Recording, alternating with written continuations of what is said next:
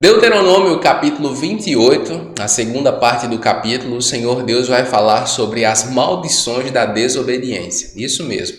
No vídeo anterior nós vimos como o Senhor Deus deseja abençoar aqueles que lhe obedecem. E nós vamos ver aqui, nós vamos ver aqui quais são as consequências da desobediência. Na verdade, a lista de desobediência é muito maior que a lista de obediência. São muito maiores e mais graves as consequências da desobediência do que a lista de obediência. Então, meus irmãos, é muito importante que eu e você estejamos atentos para obedecer, para viver, cumprir o mandamento do Senhor Deus sobre a nossa vida. Lembrando que, se você não se inscreveu no canal ainda, se inscreva clicando no botão vermelho aqui embaixo, clique no sininho e ative todas as notificações e não esqueça de deixar o like, deixa agora para você não esquecer, isso vai fazer com que mais pessoas sejam alcançadas. Se torne membro para ter acesso a conteúdo exclusivo e se quiser ficar mais conectado, me siga no Instagram, @DiegoNascimento316. Amém? Vamos lá? Deuteronômio capítulo 28, segunda parte, a partir do versículo 15, diz assim: Entretanto, se vocês não obedecerem ao Senhor, o seu Deus, e não seguirem cuidadosamente todos os seus mandamentos e decretos, que hoje lhes dou, todas essas maldições cairão sobre vocês e os atingirão. A vida de desobediência seria o oposto da vida de bênção. O povo, ao invés de colher bênção, iria colher maldição. Quando é que nós vemos uma coisa e a outra? Se você quiser ver a colheita da bênção, basta você ler, assistir aqui a série sobre Josué. Aí você vai ver, eles estão colhendo a bênção. Se você quiser ver a colheita da maldição, é só você assistir aqui a playlist de Juízes. Por isso que eu deixei para estudar Deuteronômio depois desses dois livros, porque nós podemos estudar Deuteronômio e ver o cumprimento dessas promessas, dessas determinações do Senhor na prática. E você vê esse capítulo aqui, essa segunda parte de maldição, se cumprindo quando eles estão nos dias dos juízes. Versículo 19: Vocês serão amaldiçoados em tudo que fizerem. Olha isso, meu Deus, isso aqui é muito forte. Nada vai para frente, nada. Uma vida de desobediência é uma vida de atraso, nada dá certo no longo prazo. Você começa muitas coisas, mas nenhuma prospera. Eu, inclusive, conheço uma pessoa assim, um casal assim. Eles começam uma série de coisas e quando você pensa que vai prosperar, que vai dar certo, de repente, do nada, dá errado, fecha, quebra, se endivida, é um desmantelo. Mas o estilo de vida deles é exatamente esse estilo de vida de desobediência ao Senhor.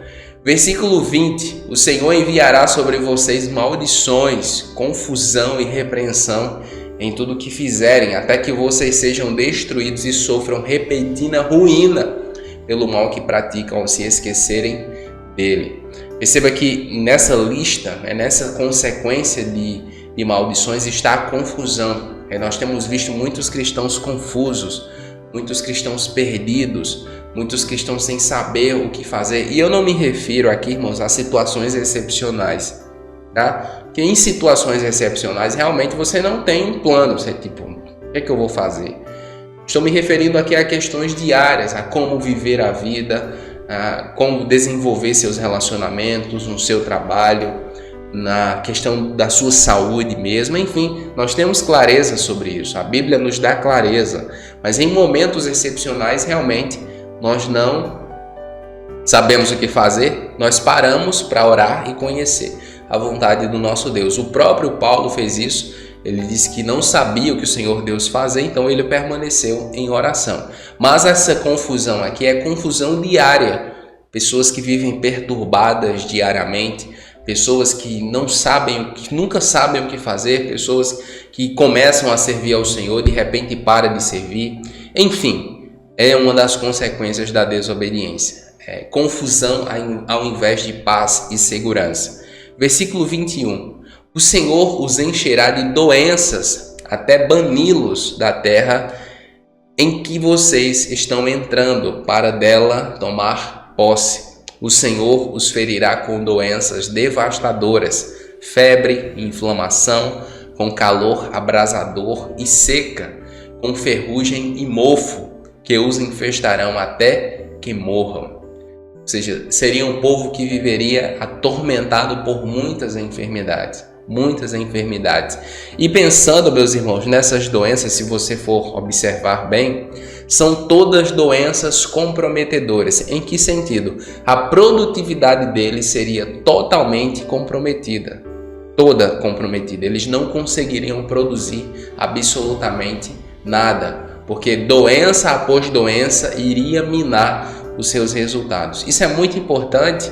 Eu nunca havia parado para prestar atenção nisso até que eu estava com o Senhor preparando esse esboço. Porque muitas vezes você até tem uma enfermidade, mas ela não compromete o seu desempenho, o seu resultado. Você consegue viver, você consegue ser uma pessoa produtiva, você consegue servir a Jesus, você consegue se relacionar, você se esforça e vai fazendo. Mas nesse contexto deles aqui, o Senhor Deus iria feri-los até que eles não conseguissem produzir absolutamente nada. Meus irmãos, como é severa a desobediência, e eu conheço algumas pessoas que vivem exatamente assim. Eles adoecem de uma coisa, aí depois aparece outra, aí depois aparece outra e outra e outra, e vivem a vida inteira atormentados, sendo atormentados por enfermidades. Versículo 23. O céu sobre a sua cabeça será como bronze, o chão debaixo de vocês como ferro. Na sua terra o Senhor transformará a chuva em cinza e pó, que descerão do céu até que vocês sejam destruídos. Ou seja, seria um povo improdutivo. É muito importante que quando você estuda, perceber que quando você estuda a geografia de Israel, da terra prometida, você vai ver que não tem rios passando por ela. Eles dependiam essencialmente das chuvas. A região favorecia as chuvas. Mas o Senhor Deus diz: vocês só receberão chuva se obedecerem. Se vocês não obedecerem, vai ser seca. Então Deus criou esse mecanismo porque por meio disso eles permaneceriam dependentes ao Senhor. Então uma das consequências da desobediência era a falta de chuva, porque sem chuva não havia produtividade, não havia alimento, não havia nada. É interessante que quando Jeremias está escrevendo isso, ele diz que passou-se a época e a chuva temporã não veio, nem a temporã nem a serôdia. A chuva temporã iniciava o inverno e a serôdia terminava o inverno. Era um período muito importante para o ano de colheita e produtividade. Se não tivesse chuva serôdia nem chuva temporã, era um ano de fome e escassez. Nos dias do juízo, em que Jeremias escreve, você vai ver exatamente isso acontecer. A improdutividade. O povo que não consegue produzir nada. Quando nós vivemos debaixo da desobediência, quando o Senhor Deus está nos tratando com juízo, nós não conseguimos produzir absolutamente nada. Eu percebo isso sobre a nação brasileira, tá? Mas essa é a minha perspectiva.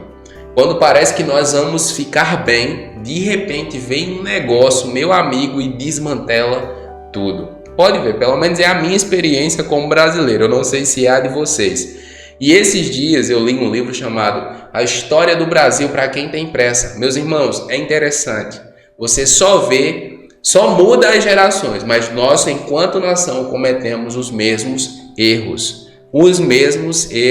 Continuamos injustos, continuamos mentirosos, continuamos gananciosos, continuamos fraudulentos. Geração após geração nós vamos pecando contra o Senhor e geração após geração nós vamos colhendo frutos da sua ira. Eu oro para que antes que Jesus venha, a nossa nação seja sarada. Versículo 25. O Senhor fará que vocês sejam derrotados pelos inimigos. Vocês irão a eles por um caminho e por 7 fugirão, e vocês se tornarão motivo de horror para todos os reinos da terra. Se você lembrar, na primeira parte do capítulo, aqui eles venceriam todos os inimigos, mas aqui agora tudo derrota eles. Eles seriam derrotados por tudo e por todos. Qualquer coisa os derrotaria. Quando vivemos em desobediência, é exatamente isso que acontece. derrotados por tudo e por todos. Esses dias eu estava conversando com um jovem que é dependente químico. E eu conversava com ele no sentido de que ele buscasse ajuda, que ele procurasse um AA para que ele se libertasse do vício, e a resposta dele foi: eu tenho vergonha. Olha isso. Ele está endividado, está doente, mas ele tem vergonha de ir a um AA procurar ajuda, tem vergonha de ir à igreja procurar ajuda. Exatamente assim, esse pensamento, esse sentimento que mostra que nós estamos cegos pelo pecado, que a nossa mente está cativa. Nós devemos nos envergonhar de pecar, nós devemos nos envergonhar de viver nessa situação e não de arrepender. Devemos nos envergonhar de vivermos oprimidos pelo pecado, pelo diabo e pelo mundo, e não de nos arrepender e voltar ao Senhor. Então, se você está de alguma forma vivendo dessa forma, sob o jugo da desobediência, arrependa-se e volte para o Senhor de todo o seu coração. Ele perdoará você e mudará os resultados da sua vida. Amém?